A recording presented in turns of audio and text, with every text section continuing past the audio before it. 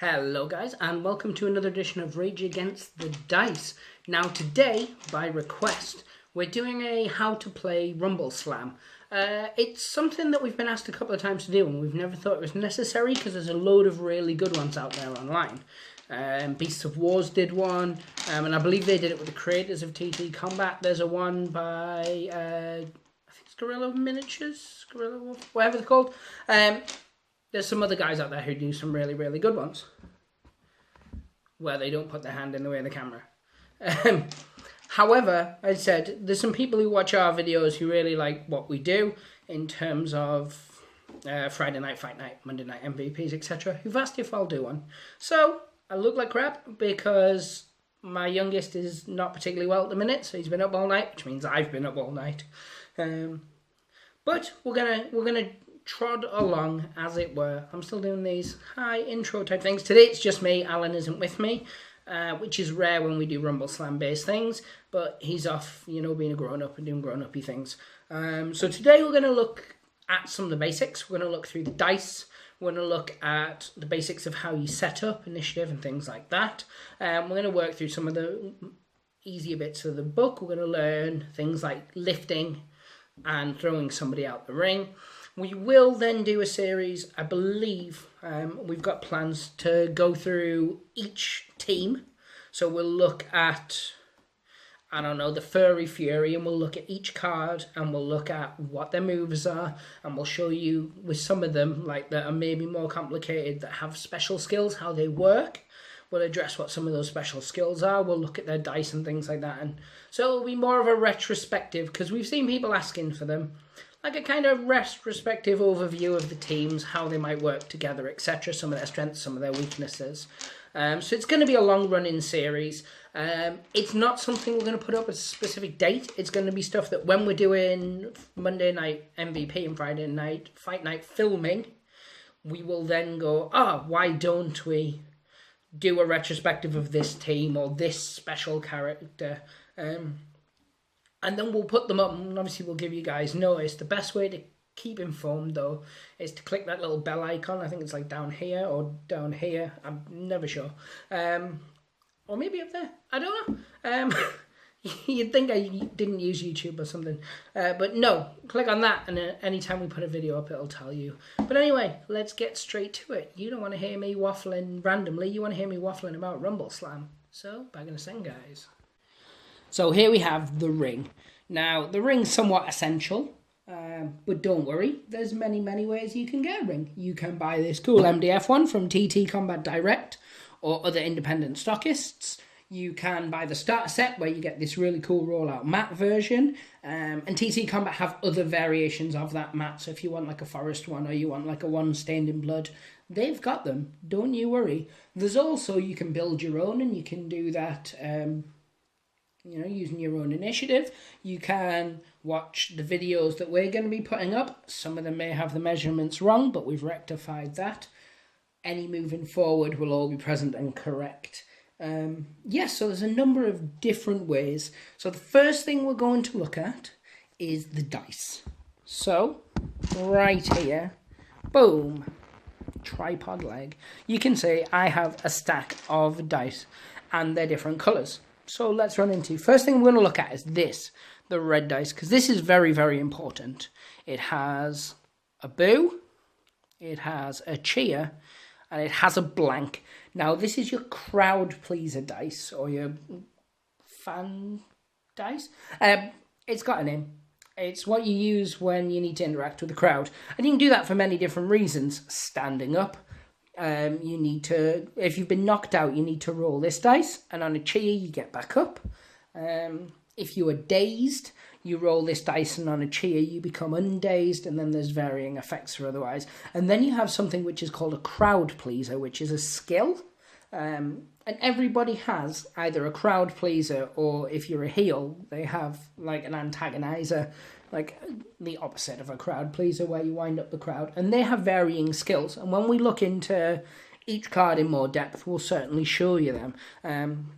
In this tutorial, though, we will be showing you a basic crowd pleaser from one of the human models to show you how crowd pleasing works. and to show you how it works within the amount of actions and stuff you get. So that's your first dice, or first die. Then you get these, which are copper.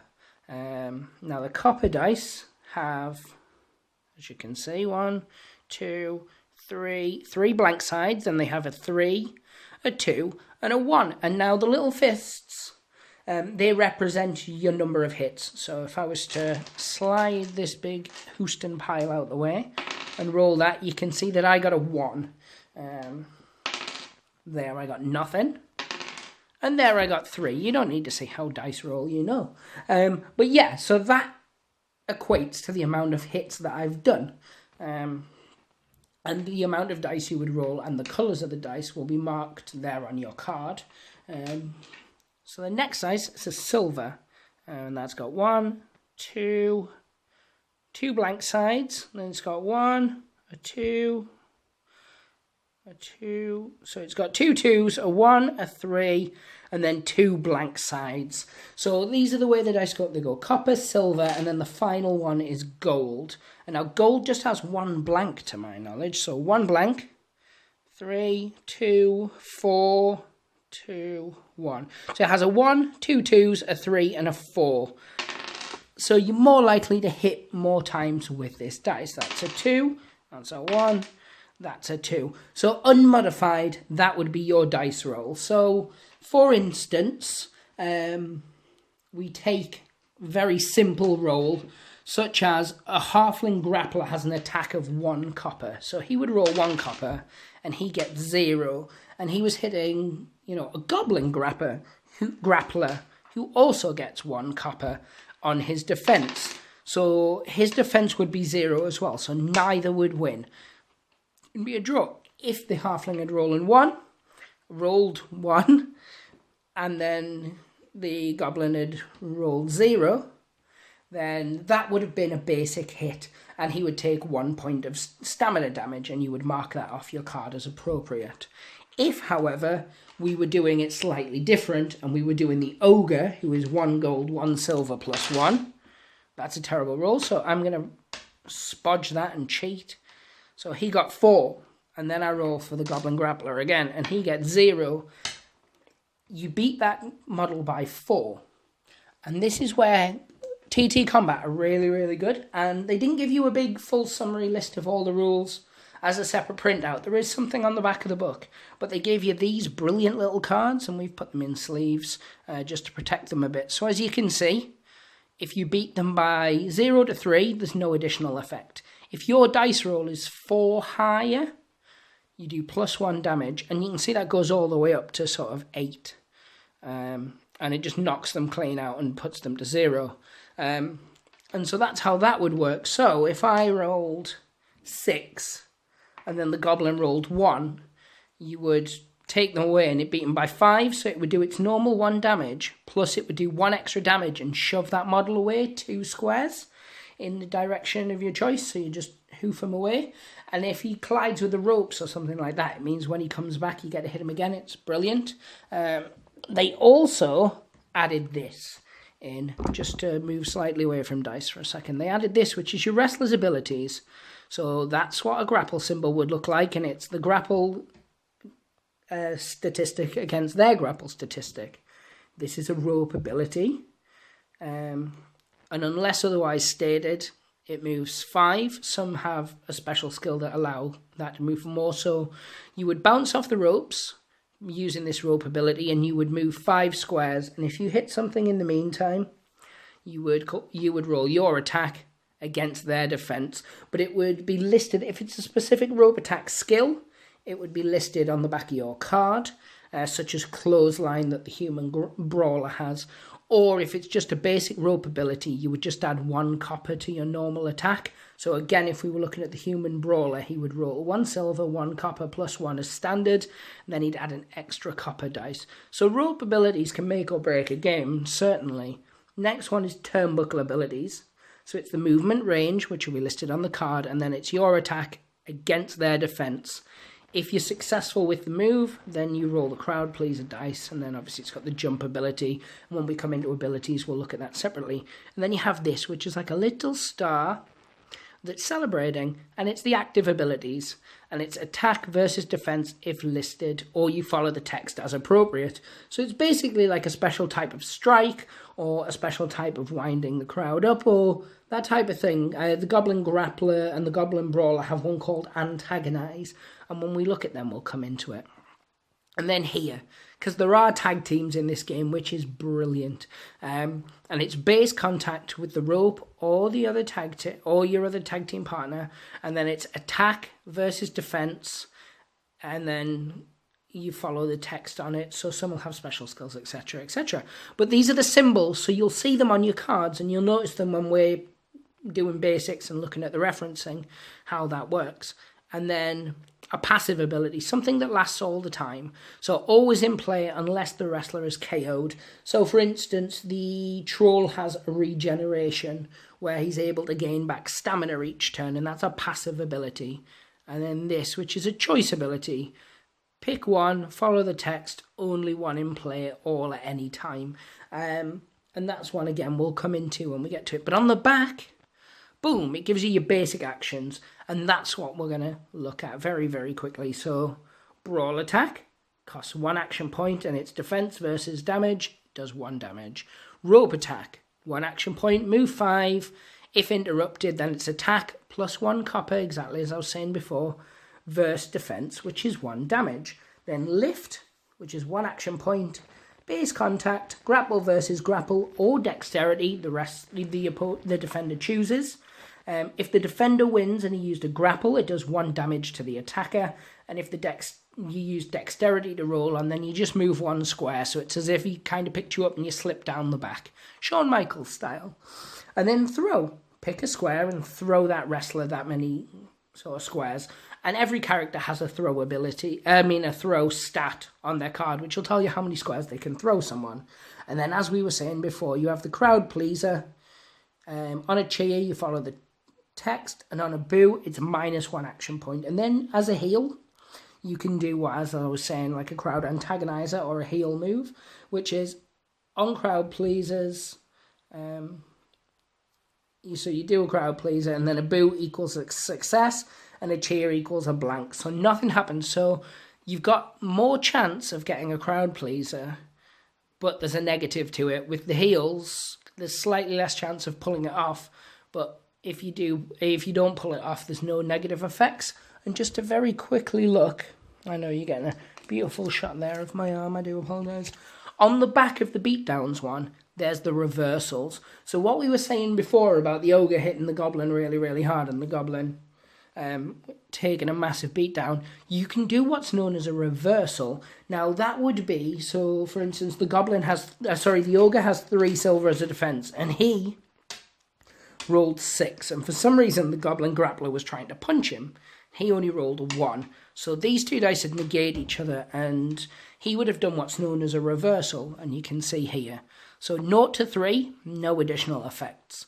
On a 4, so this is more than a 4, but if it was a 4, that Goblin's activation would end automatically. On a 5, activation ends immediately, plus the ogre would do 1 damage and shove them 2. And that goes again all the way up to 8, where it ends their activation immediately. Attack hits them instead with a +2 damage, and then you do a crowd pleaser at the end. So, and you get these handy little references, and as I said, they're just the same size as your normal cards and stuff, and they fit quite nicely into like a Magic the Gathering deck box or something like that. So if you go into tournaments and you want to take them with you, it's all very easy to do. So now I think we need to take this action to the next step, which is the setup and things in the ring. So I'm just going to get that all ready, and then we'll get underway.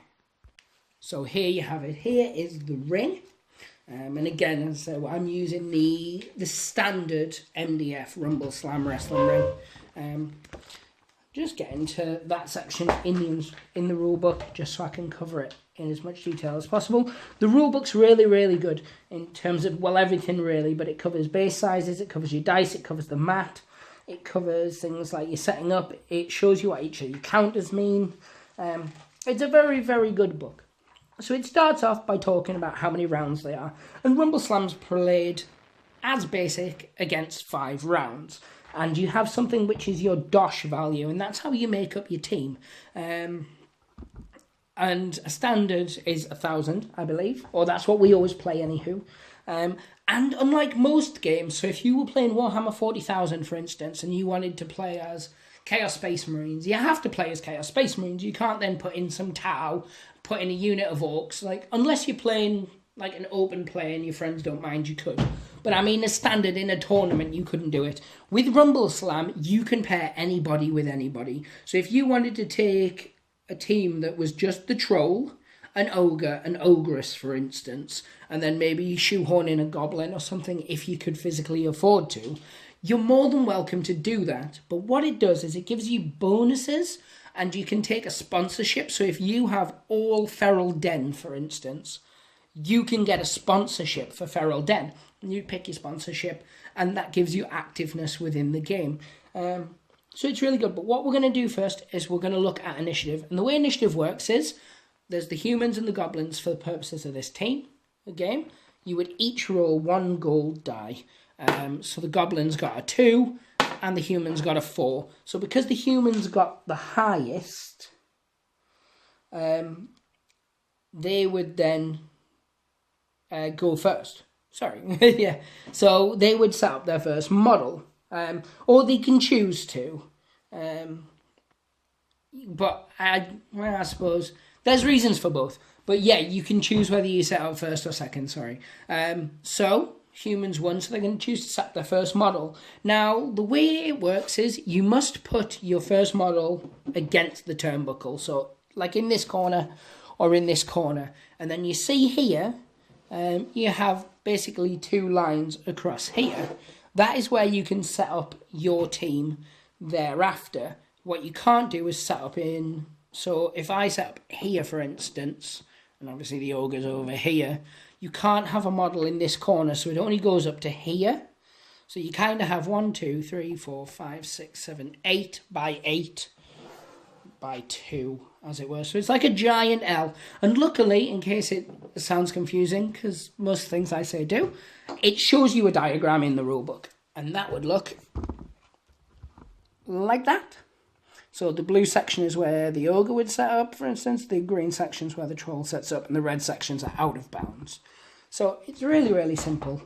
And as I said, the rulebook gives you a very detailed diagram of how to do these setups, which is pretty cool. So, as I said, first player would place, so it's the ogre who's going to place. Oh, it's the humans, and they're going to place theirs there. And then he goes there. So we've each set up a model, so it's alternating. It's not I set up my whole team, you set up your whole team. Now, I've set up my player in base contact. Sorry, I've set up my model in base contact with the corner. They've done theirs. Then it would come back to this team again, and they would set up, and they can set up here, here, here, or here, because it has to be in base contact with the previous model. So I'm just choosing the brawler, and I'm just putting him here. Then, just to keep it sort of symmetrical, he's doing the same. And then he's having the grappler back here. He's having his grappler back there. So you can see how they're starting to set up. So it'd be the human's turn again. And I'm just going to kind of mirror that sentiment. So brawler, and grappler. Now, that's not to say this is the optimum setup. That is absolutely not what I'm saying here. What I am saying, however, is that is one way to set up. Another way to do it would be to have them all here, here, here, here. That's also a perfectly legitimate setup. Or if you wanted to just have him one forward. I said they're all, as long as you stick within that little barrier that I showed you, you're perfectly acceptable to have them anywhere, as long as one has to touch another. So, next what you would do is you would move on to initiative. Once everybody's set up all their models, you would move on to taking the initiative. Now, I know you did a roll to see who would set up first, but now what you do is an initiative alternate. So the person who set up their first model, he would pick his first wrestler he wants to activate, and you do that by looking at their dexterity, or you'd look at what you want to do, but then you would roll on their dexterity. So I'm going to, for instance, choose the Halfling Brawler. Now, this is the Halfling Brawler card. And you'll see his dexterity is 2 silver. So that means I would roll 2 silver. Now, before you roll, your opponent would choose which model he wants to activate first. And just for the sake of keeping it consistent, I'm going to choose the Goblin Brawler. Now, this is the Goblin Brawler card. And as you can see there, it's 3 dexterity. So the Goblin would roll his 3 dexterity, which was a high roll of a 5. The Halfling Brawler would roll his and get a 1. So the Goblin activates first because he won the roll. So the Goblin would do his actions and things, and we're going to come into that now by looking at the Goblin's card before we move any further. So here you go. This is the Goblin who's activating now. We'll look straight away down here. He costs 150k, so he's not an expensive model by any stretch of the imagination. This little symbol here, which is an arrow, denotes movement, so he can move 5. And the star denotes an action, so he can make 5 actions. And we'll go into that as we're playing through the game. He has 4 stamina, which is this little bar across here. We put these in sleeves for 2 reasons. One, to protect them, but the other is so we can actually mark these off, because if you get just your basic wet wipe style pen, and it has to be one that can be rubbed off, you can colour that in as he takes damage. I mean, it's just very much like War Machines and things like that in that respect. I wouldn't be surprised if at some point somebody makes an app that does the same thing, because people make apps for everything. But yeah, so that's how it would work. So as you take damage, you would colour them off. If you didn't want to put them in a sleeve, you could put little tokens on there or anything you wanted. Don't colour just on the card, because there's a chance it might not rub off and you'd ruin your card. Now, this model's a weight 1. Now, weight is important for being knocked out and things like that, and we're going to come to that later. But yes, so your weights are weight 1, weight 2, and weight 3. And amongst the starting teams, you get weight 1, weight 2, and weight 3. The goblins and the halflings are weight 1. The orcs and the humans are weight 2. And then the ogre and the troll are weight 3. So within the starting set, it gives you, it covers everything, or it covers each of those sizes. Now, this pop 2 was something we were talking about before when we were talking about the crowd pleaser dice, the cheer. If you're attempting to do a crowd pleaser, it would cost the number of actions that your pop is. So to do his would cost him 2 action points, leaving him 3 to do other things.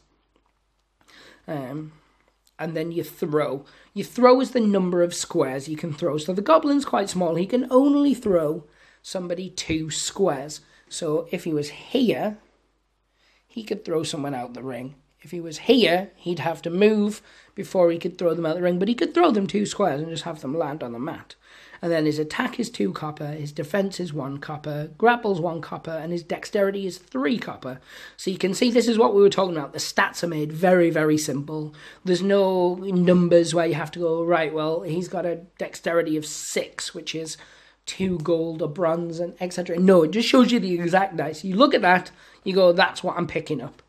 3 copper. There you go. Simple as. And then on the back of the card, it shows you the little moves here. So he has a rope move, a turnbuckle move, and he has an active skill, which is what we were mentioning before. So, his first move, and we're not going to do this for every model because I want to save that for when we do this team specifically, but it's called Pin Missile. It's going to cost 2 action points. The dice you'd roll is 2 silver plus 1, and it does 2 damage. If a move, such as the turnbuckle, has a range, it will tell you then his is 6, meaning he can go 6 squares. There's the crowd pleaser we were talking about. This wrestler's attack becomes 1 gold plus 1 until the end of its next activation, which is very, very important, because it means if you do it in round 1, say, you'd get it for round 1, and round 2 as long as he's conscious. Same if you activate it in round 3, you'd get it for round 3 and round 4. Very important. And then here he's got the antagonized skill, which is what we were saying. You just pay the action points, which is 1, and then you do what it says on the card. Pick an enemy wrestler and roll 1 copper. On a 2+, that wrestler receives 1 minus action point counter and plus 1 attack until the end of the next activation. So he actually gets tougher, but he can hit less because he's wound up. It's really, really cool way of doing it. So what we're going to do is we're just going to get into showing you how some basics of work. We showed you how to set up. We're not actually showing you a match. I just wanted to show you how they go. So I'm going to set up some scenarios and show you how things work. Just so you've got a basic idea. So here we have a setup where the halflings have initiative. It's their turn. So first thing they're going to do is move. Now a halfling has a movement of 4 because he's only got little legs, bless him. So he can move 4 squares in any direction, including diagonally, and he doesn't have to use them all at once. So if he was just moving to there, that would be 1 movement. So he's still got 3 left. And you can just remember that, or if you're using the wipe, if you're using sleeves, you can actually write it on the card. So if I was to get him here, for instance, I could just go 3, and I know he's got 3 left. We don't do this when we're playing, but maybe we should, because Alan and I forget all the time. But yes, so he's got 3 moves left. Now what you can do, and this is quite unique to this game, I mean a few other games have it, but this is really the first big game I've played that has it. He can move 1, he could use all his action points, and then he could use those other 3 movement points to run away again. And as I said, it's very rare in a game that will allow you to move in, hit, and then run away. Not completely uncommon, but... not completely never heard of, but it's uncommon. So yeah, so he's moved in for 1. If, for instance, he was here, he could go 1, 2, and he could move diagonally. That's absolutely not a problem. The only way they can't move is they can't move through each other. And that's friendly or enemy, unless they have a skill that allows them to. So then we'd move across to the actions. Now, as I said, the halfling has 5 action points, meaning he can do 5 things. Now, the first thing he could do is he could just punch 3 times, which is where you'd roll. It's just a basic brawl action. You would spend your attack against their defense, for instance. So the halfling got a 3, the goblin's defense is 1 copper as well, and he got a 0. So the goblin would take 1 damage. Now, he can do that twice with absolutely no problem. But after that, so he's done an action, he's done the same action twice.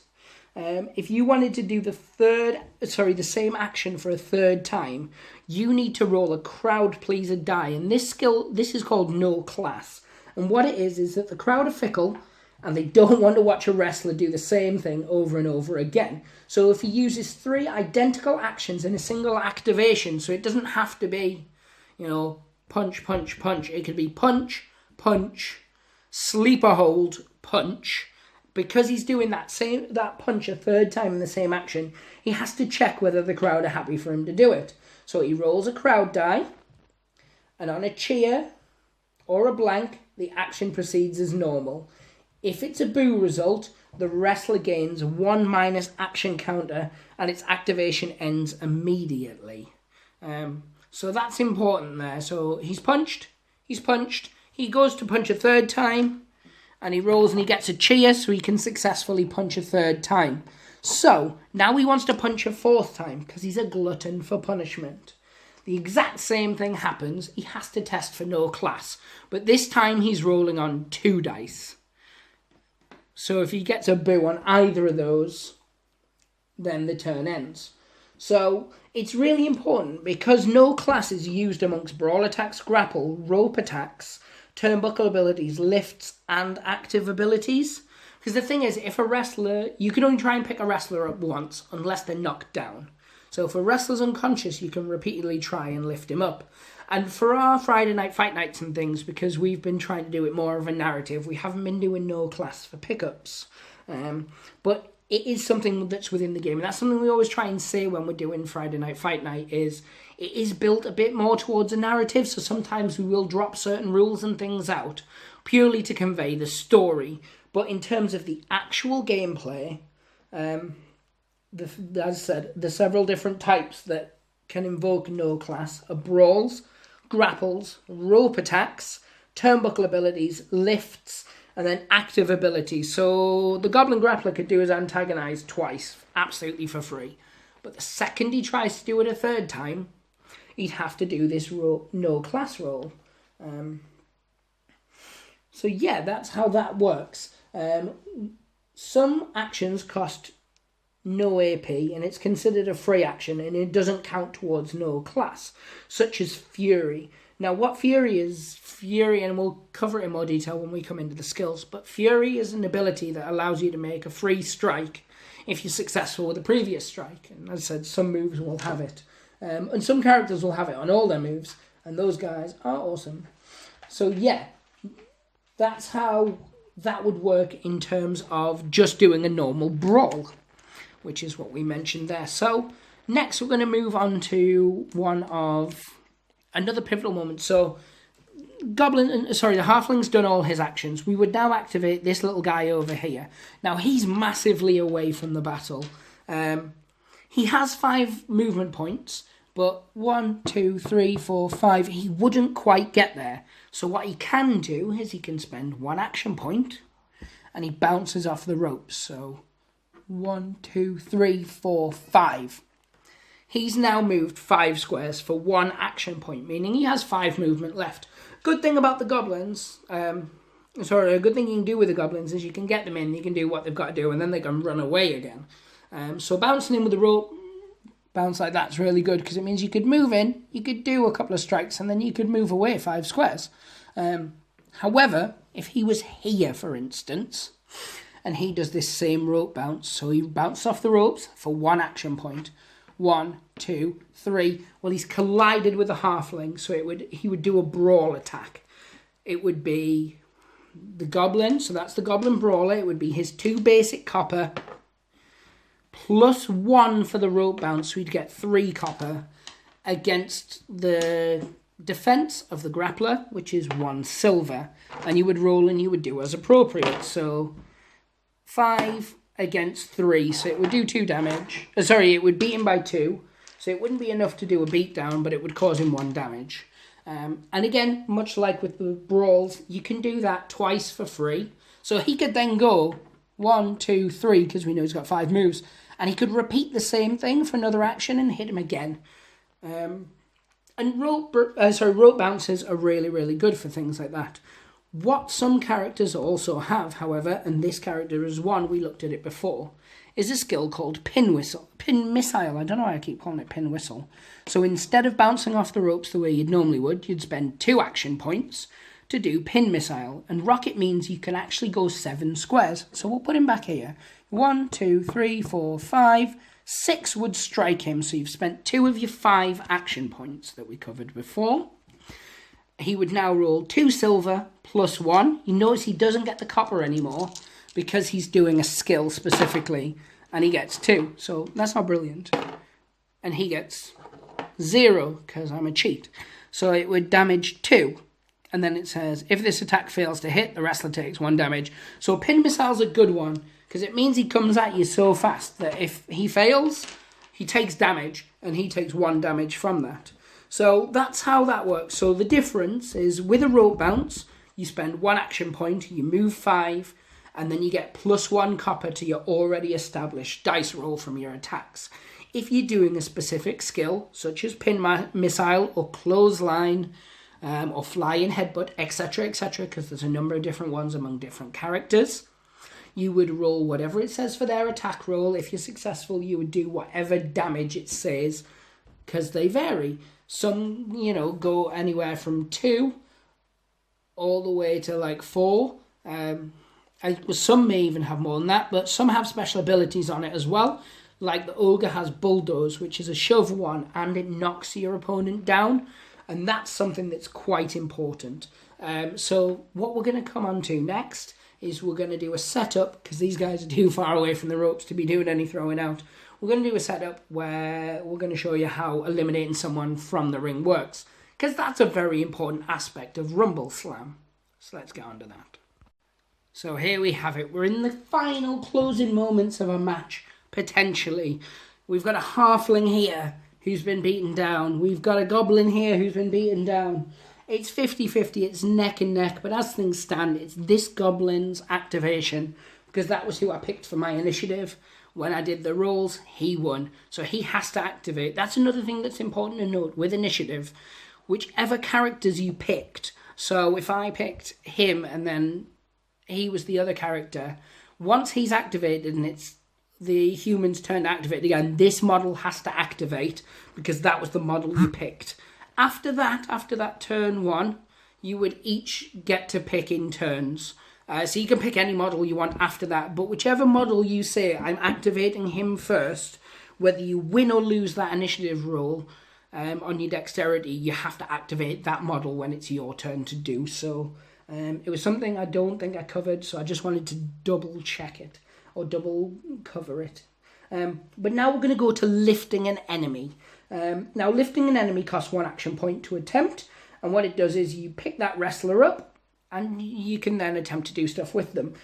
You have to be in base contact with that model, and then you roll the attacker's grapple stat. So for the purposes, I'm going to do some cheating, and I'm not going to roll properly. So the goblin rolled a 3. The halfling would choose to either defend it on their grapple or their dexterity, and you'd roll them at the same time, because if, say, the goblin rolled and got a blank, then that would influence maybe how the halfling would interact. But for this, the halfling tried to go for grapple, and he rolled a blank. Now his stat is a copper +1, so his dice roll would technically be that. But the goblin still won, and he'd just pick him up. And to do that, you would place him on the goblin's card. We sometimes, when we're doing Friday Night Fight Night, we balance them, and that's just to be silly and just for the camera. I wouldn't recommend doing that because they're resin models, and even when protected with a varnish or a purity seal spray or something like that, they've still got the ability to chip. So unless you're an idiot like us, I wouldn't be balancing your models on top of one another. But once you've picked that model up, you can attempt to throw that model out. And now the way that would work was you'd throw it for another action point.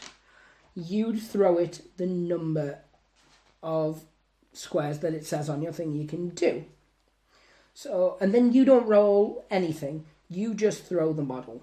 The model who's being thrown is the one who has to then do things. So he's throwing him for 1 action point, so you can throw him 2. So he's throwing him to there. Now, because he's still conscious, and this is important, when you're conscious, you would just roll your normal dexterity ability. So for him, it's 2 silver. So I want him to fail this to show you what happens next. So I rolled it. There, you heard it roll. That wasn't me dropping a dice. And he only got a 2, because he needs to get a 3 or more. So because he didn't get a 3 or more, he's eliminated out of the ring. And this is how you eliminate people, and this is how you win the game.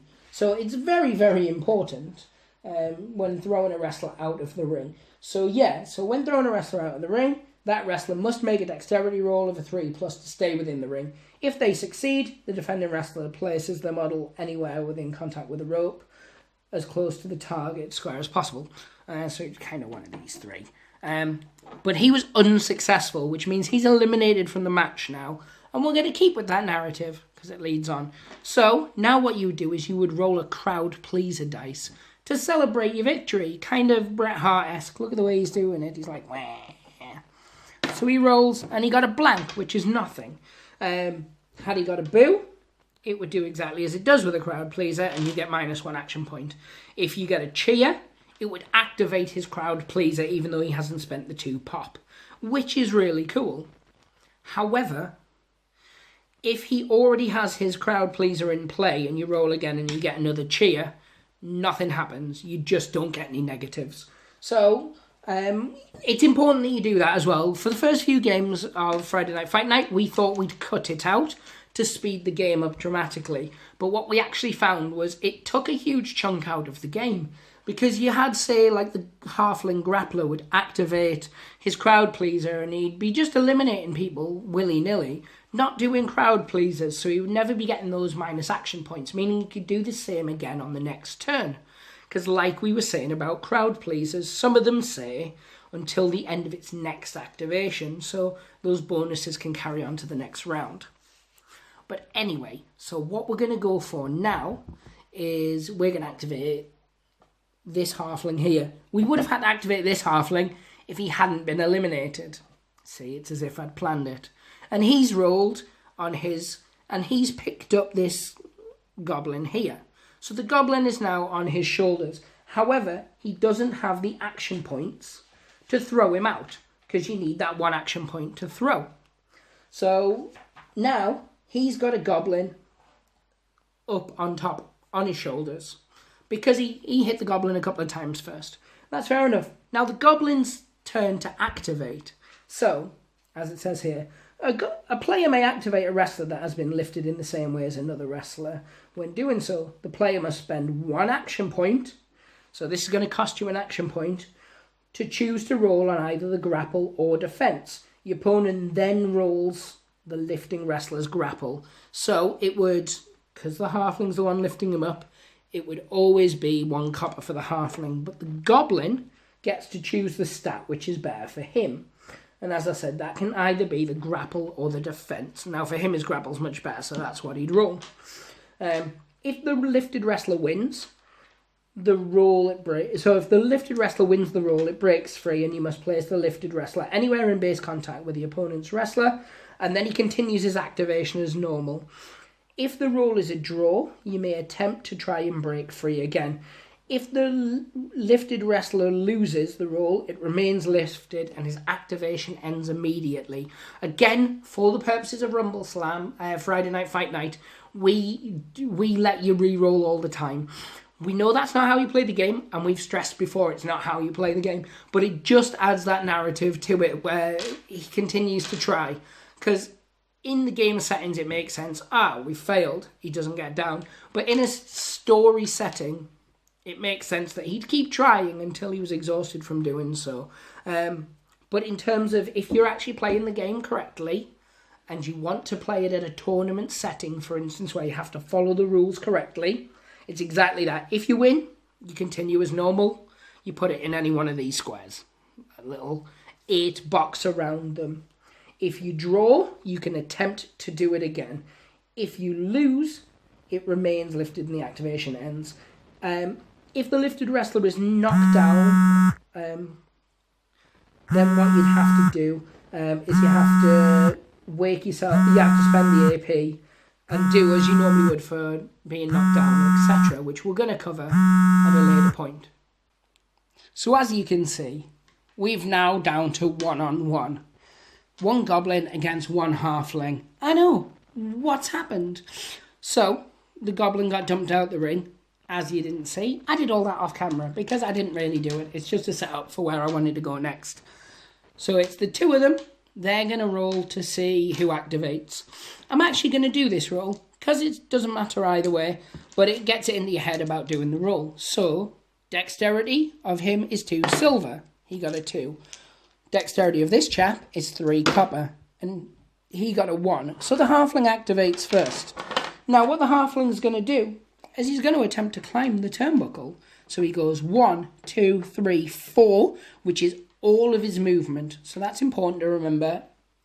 He then spends 1 action point and he climbs on the top turnbuckle. So he now has 4 action points left.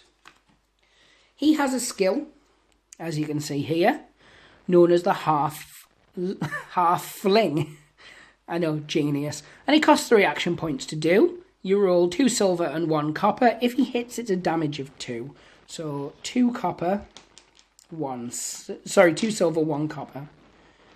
And that's those there. Oh no, I killed him. He's fallen, he's out the game. So no. So he's on top of the ropes now. It also has a shove of 2, and that's something we'll come to. So, wrestlers that are in base contact with a turnbuckle can spend 1 to climb it, as we've just done. When a wrestler climbs the turnbuckle, put them on the turnbuckle square. Wait 3 wrestlers are instead placed on this. So this would go in the corner like so, and it's awesome. And then they stand on there and they take up 4 slots. That's fair enough. That's cool. But it's not relevant to this. So you can actually be knocked off when you're on the turnbuckle as well, and it's really important to remember that. So if you take any damage, you then have to do a dexterity roll to see if you fall out the ring, which is cool, or it sucks. But he's going to do his skill, as we've said, the half fling. When on the turnbuckle, you may use a Turnbuckle Attack. First declare which Turnbuckle ability, we already have, you wish to attempt. The enemy wrestler must be within range, which is this, which is it within 6? 1, 2, 3, 4. It is within 6. That is cool. So he's now going to do that. So, the enemy wrestler must be within range. I've covered that. Same way as movement. However, it may ignore wrestlers in the path of its movement. Yeah, so if there's 2 other wrestlers here, he can still land on that guy. And that's cool. So, then what you do is you'd place this model in base contact with the target. I can go anywhere. I'm going to go here, because if I want to throw him out next time. He's closer to the ropes. So then, you would do what's next. So you'd roll the attack dice as stated for the Turnbuckle ability, which, as we've already established, 2 silver, 1 copper. That's a big high number. Now, a Goblin Grappler's defense is 2. So that's not too terrible. So they kind of cancel each other out. And then he won by 5. And I was kind of hoping this was the case because I wanted to lead into knocked out and knockdowns. So the halfling's move does 2 damage. It's a 5. So if we look at the reversal card that we had before, I know what it is, but specifically to get you guys in the habit of using the card, that's the reversals. This is the beatdowns. It does an extra damage and a shove of 2. So the move has a shove of 2, so it's a 1, 2, pushes him away. That's not ideal, but it does 3 damage. He already had 1 damage, so he's knocked out. You can use a token to represent that, or you can lie the model down. So he is now knocked out on that square. The halfling can't move, however, because, as I pointed out before, he used all of his movement to get to there. So even though he has an action point left, he can't use that to go over and pick that guy up. However, because he was successful with his turnbuckle move, he now gets to do a crowd pleaser, and it's a blank, so it's nothing. If it was a cheer, though, what it would have done is it would have activated this, which is his skill. This wrestler receives +1 action point counter and a +1 movement counter. And that would activate at the start of his next turn. So that would have been quite handy. But yes, so that's the end of his turn now. So when a wrestler's knocked down, and this is, again, one of the more important parts of the game, much like you're picking up and you're throwing. So when a wrestler gets knocked out, when a wrestler gets knocked down, they are much easier to hit. Until they stand up again. A wrestler who's knocked down receives a knockdown counter, and you do get a knockdown counter. And a wrestler with a knockdown counter must spend 1 action point to remove the counter during their activation. A wrestler that is knocked down is unable to perform any other actions or movement. In addition, a knockdown wrestler counts as defense 0 for all modifiers. Now you're thinking, that wrestler isn't knocked down, he's knocked out. I am aware of this. I just wanted to give you an overview of what knockdown was, and then when we go to knocked out, you'll see what I'm talking about. So knocked out or KO'd.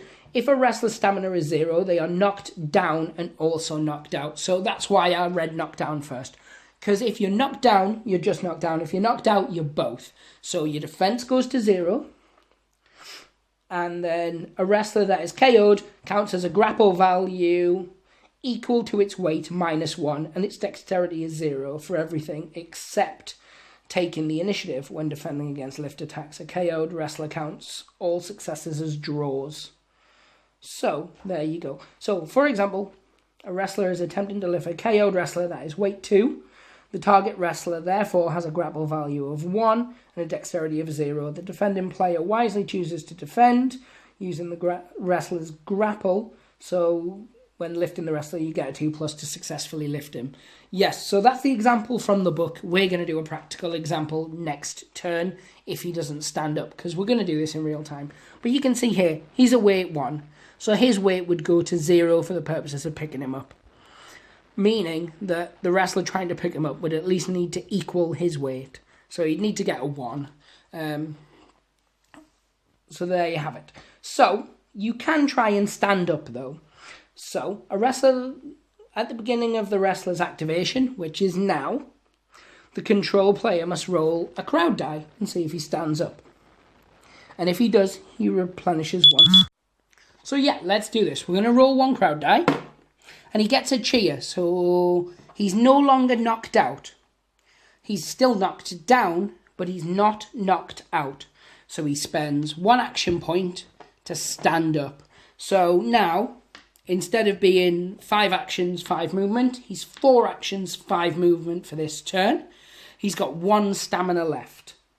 If he were to stay down, if he'd failed, it would just be the end of his activation. And he wouldn't be able to do anything else. So, he for the purposes of what we're doing next, he's still knocked down. He goes to pick him up. So he moved 1, 2 to pick him up. He then rolls his grapple as normal. And he got a 3, so he's successful. Now, as we'd already discussed, he doesn't roll anything. He's a dexterity of 0, and he's a grapple of 0. His defense is also 0. So you needed to get at least a 1 to pick him up, and you successfully did. But he can't throw him from here. So he has to move 1 square, and you can do that while they're picked up. You can move 1 square. And then he needs to throw him out. So 1, 2. Now, his dexterity is 0, as we've said, so he can't roll anything. So there's no way he can physically get a 3, meaning he's automatically eliminated. You would then roll a crowd pleaser dice, and he got a boo. So he'd get -1 action point. And these are done by the tokens. And the tokens are really important. And we're actually going to cover those very briefly now. In regards to the way the tokens work. So, and this is just going to be read mainly from the rulebook. So if you've got the rulebook at home, then you don't have to worry about it. You can read it for yourself. But I'm just going to do it, and I'll probably summarise as the way I understand things anyway. So there are many moves and abilities in Rumbleslam that require you to place counters on wrestler's profile, and you put them directly on the cards. They then take the form of a minus action point, minus movement, plus action point, and plus movements, bleeding, and then knockdown, as I said. Any character that has one of those counters on their character profile at the start of the activation is subject to the corresponding effect. So that's important. So if the Goblin Grappler, for instance, got a -1 movement in their turn because of failing a move that gave them -1, it wouldn't start immediately. It would start when they activated the next turn. So round 3 comes around, you say, I'm activating the Goblin Grappler. The -1 movement point would instantly get used. You would put that back wherever you're storing them, and you'd only get 4 movement points for that turn. That's kind of how it works. If a wrestler starts an activation with any plus or minus action points, immediately remove them, just as I said. A wrestler may only have 1 of each counter in play at any time, unless affected by an ability with a 2 listed, in which case it can have a maximum of 2 of the same counter, which is really important.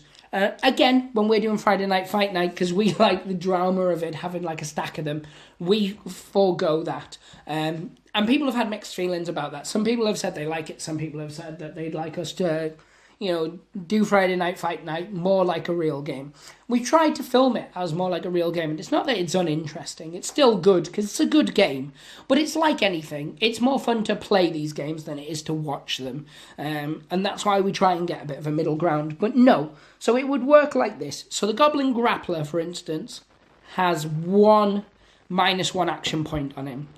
And then, say, the Human Grappler does a skill that gives him -2 action points. Because he already has 1 token on him, he'd receive 1 extra to take it up to the 2 that the move would do, if that makes sense. So, if the Goblin Grappler had no minus action tokens on him, and the Human Grappler's skill gave you 2 minus actions, you'd put 2 tokens on him. If the Goblin Grappler already has 1 from a previous move, it would put 1 on him to take it up to 2. And if he already had 2, the move would just do whatever effects it does minus the extra action, the minus action point counters. And as I said, it is really important, if you're playing it properly, that you keep that sort of thing in mind. You do get crowd pleaser tokens within the set, and we just specifically use them. We put them on the card if they've successfully pulled off their crowd pleaser, just so when you look at them next turn, you know that that's activated until the next turn. In terms of it, we've covered a lot of the basics now. We've covered how to bounce off the ropes, we've covered how to come off the turnbuckle, we've covered how to lift and throw someone out the ring, we've covered some of the basics of like the card, we've covered what the dice are, we've covered what a beatdown and a reversal is, we've covered how to do initiative and how to do setup. Little things, and these are just very simple, so I'm not going to use the board. I'm going to flip it to me actually, so bear with me. I don't know if that's necessarily better, or you're like, oh, it's him again, but at least you can see a person talking instead of just a wrestling ring. We've had a lot of comments on that actually, that when we're doing just filming the ring and we're talking and we're not moving anything, it can be a little bit dull. Not that we're dull specifically, but that there's no action going on camera. And I talk a lot with my hands, so it makes sense. So yeah, what I've been using is this, which is the main rulebook. You can also get it in PDF form. We're talking about dismounting the turnbuckle now. If you get up on the turnbuckle, as Alan often does, and then everybody runs to the other side, and after 2 turns you think that wrestler's not going to do anything if I don't get down, you can climb down, that's absolutely fine. So it says here, you may choose a wrestler who has climbed a turnbuckle to dismount it instead. It costs 1 AP, you move the wrestler into base contact with a turnbuckle on the ground, and then you roll a crowd die. On a boo, it gets a -1 action point, so the crowd have gone, sigh. Because they don't want to see it. They don't want to see you climb down. Other little things you can do, as I said, I just want to cover these briefly. We are maybe going to cover them in more detail if people ask. Is smashing against the turnbuckle. So anytime a wrestler's in base contact with a turnbuckle, and it gets hit by a successful attack, the attack gains Dazed special rule and does 1 damage. So you can pick someone up and throw them against the turnbuckle, and it does 1 damage and they get dazed. If an enemy wrestler is either thrown into base contact with a turnbuckle or hit by an attack that forces them to move, such as a shove, and their movement is interrupted by the turnbuckle, those gain the benefit of it too. So you can physically slam someone in, you can push them into it. It's pretty cool. One thing we didn't cover is grappling. Now, a grapple works just like a brawl, which is why I didn't bother with it. Only you roll your grapple against their grapple instead. Beatdowns are still in effect. Those type of things. So grapples are really cool. And some of them just do damage, some of them have varying other effects. But that's why I didn't cover it specifically. It's just the same kind of roll, but your grapple against their grapple. I just wanted to give it in as like a little feed note at the end there, just so someone didn't go, well, you missed out grapples and they're really important.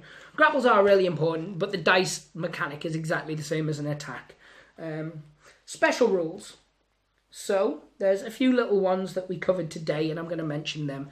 Dazed is one. A successful hit from an attack with this special rule means that the opposing player rolls a crowd die immediately, and then one of the following happens. So on a cheer, no effect. On a blank, the wrestler receives a knockdown counter, -1 action point, and -1 movement. So that's the worst it can get on a dazed. And then a boo, the wrestler receives 1 minus action counter and 1 minus movement counter. So days can make a difference quite heavily. Then another we talked about was Fury. A successful hit from an activation with this special rule causes the wrestler to make a single additional brawl attack for 0 AP against the same target if it's still in base contact. So again, that was something we mentioned before. We covered Fury very briefly. I just want to count it again. So, heal. When a wrestler with this special ability rolls a crowd pleaser, count all cheer results as blanks and all boo results as successes. So exactly what we were saying before. As I said, we're just mainly going over things. Knockdown. A wrestler suffers a successful hit from an attack with this special rule receives the knockdown counter. So you can get a knockdown from a move, not just when you're knocked out. And there's loads. There's so many different skills. Rocket. I always say 7, but it's actually 8 squares. I don't know where I got 7 from. A rope ability with this special rule allows a wrestler to move up to 8 squares instead of the usual 5. So that's important. It's 8. And I'm going to have to tell Alan that because we've always been doing it as 7. It hasn't made a big difference because that's most of the ring anyway. And then shove. This is another big one that you find quite a lot. So a successful hit from an attack with this special rule instantly pushes the targeted opponent X number of squares in any direction chosen by the attacker. This can be any direction, including diagonal, but must be in a straight line. So yeah, you can't send them 2, then off to the left, like in an L or a Z shape or something. But yes. So then you get onto building your team, which is something we covered before. And there's the casino symbols. I said I love this book. I have well thumbed this book. As you can see, it's starting to come away. And that's because of how much I use it. I've got the PDF version, but I like having like a rule book in my hand. I don't know, there's just something about it. So yeah, it gives you here, lightweight bout, million dosh. Middleweight bout, 1.5. 2.5. And then a multiplayer, you should have 1.5 million dosh. With 3+ players, and it tells you how long, roughly it would take to play each one, and that's just there. And then there's loads of really cool stuff in this book. There's your sponsorships, and different ones give you different things. You may have heard us jokingly advertise when we're playing, say, Alchemist Guild Protein Potion or Mama Mania Muscle Maker, Torrent Tacos, and they're in this book. And they give you benefits. So Torrent Tacos, every friendly wrestler adds +2 to their movement when bouncing off the ropes or using rope abilities until the end of the round. So you would just use the sponsorship once per game and you get a benefit from it. I would like to stress not everything we say when we're advertising is from this book. Some we just make up and things like that because we're stupid. But no. So as I said, there is a quick reference guide in the back. It's pretty cool. I won't show you it because I want you guys to download the free PDF or preferably buy the starter box set. If for nothing else, you get the dice, the ring, the cards. You get 2 sets of teams. If you already own the orcs or the humans, it doesn't matter. Paint them up as different team because you can have humans against humans. You can have orcs against orcs. Paint them up as the same as yours, so you've got an expansion. Because that's one thing we're doing at the minute is we're working on like a campaign style system where you earn extra money to buy extra team members. And it'll be a point where you can field up to a certain amount. And these are all the things we're working on the kinks on. But it'll be you can earn a certain amount within that game. So it may be that you can play 2k worth. And if your opponent hasn't got 2k worth of models, then that's absolutely fine. Or 2 million. Not 2k. 2 million worth of models. That's cool because you can buy re-rolls, and that's within the book as well.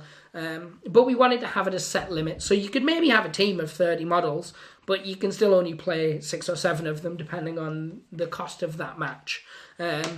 And it's something we're going to work on. It's something, once we've done it, we'll probably put up as a free PDF you can download.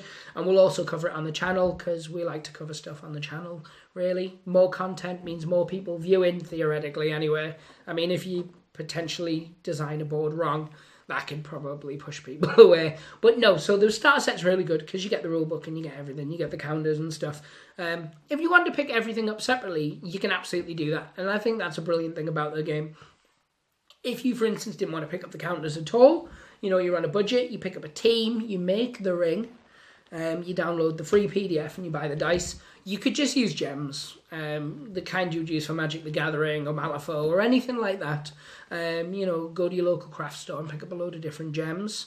But I think I'm going to end that there. There's some things I'll have obviously missed out that I don't find as important within the game. If there are things you want me to cover, drop them in the comments below. And we'll do little tack-on videos for it, like a little follow-up. That's absolutely fine. I have no issue doing that. It gives us extra content, really, doesn't it? As I always say, if you could like and subscribe, that would be really cool.